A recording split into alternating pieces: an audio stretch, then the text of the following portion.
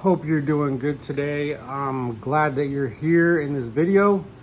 I want to start off by saying that anything I say on this channel is from my adoption experience. As a transracial adoptee, Hispanic, adopted into a white family, I was the only one adopted. It was a very unique experience for me, so I'm sharing it. Just basically the only fact is for other people to get some sort of answers for what, looking back 2020 on my experience, maybe help somebody else that may be looking to adopt or dealing with an adoptee, or an adoptee that just is still stuck in the fog, that doesn't really know that they are stuck in the fog. That was me a couple years ago. And today I'm going to be reading in the book, The Primal Wound, and I'm going to be on this page. It is part 1. It's called The Wound. A lot of people don't know about the Primal Wound. It is a wound that is created from basically the separation of your birth mother, excuse me, at birth. And this brings to mind that puppies are usually required to have at least, 2 months with their biological moms for feeding purposes, or else they'll have severe growth disabilities and a lot of other stuff.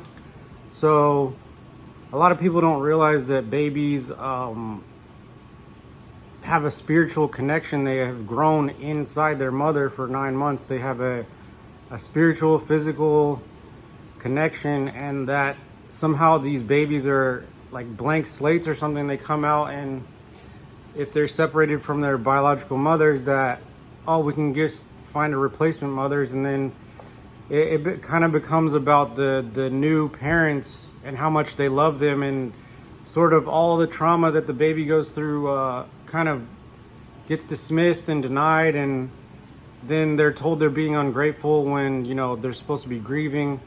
So I want to just clear that up as much as possible in a loving manner. So part 1, The Wound. That history, which Brazelton refers, including the bonding in utero of the mother and child. Many doctors and psychologists now understand that bonding doesn't begin at birth, but is a continuum of physiological, psychological, and spiritual events which begin in utero and continue throughout the postnatal bonding period. When this natural evolution is interrupted by a postnatal separation from the biological mother, the resultant experience of abandonment and loss is indelibly imprinted upon the unconscious minds of these children, causing that which I call the primal wound. That is the beginning of that chapter, and I wanted to read one more. That's how the book begins, and then a few pages later is adoption as an experience. The truth is, much of what we have traditionally believed about babies is false. We have misunderstood and underestimated their abilities. They are not simple beings, but complex and ageless, small creatures with unexpectedly large thoughts. And that was page 5.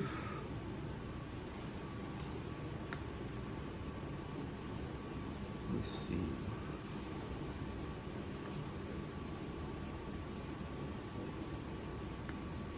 All right, I'm just going to read this, page 6.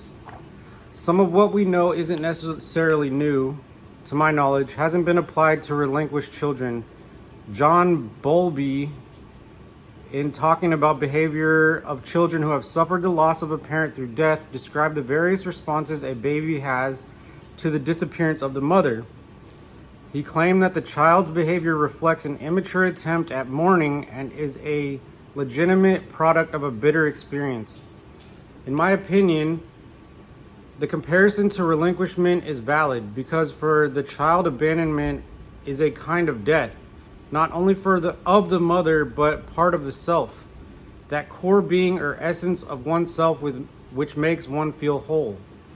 In acknowledging this loss and its impact on all involved in adoption, there is no way one can get around the pain.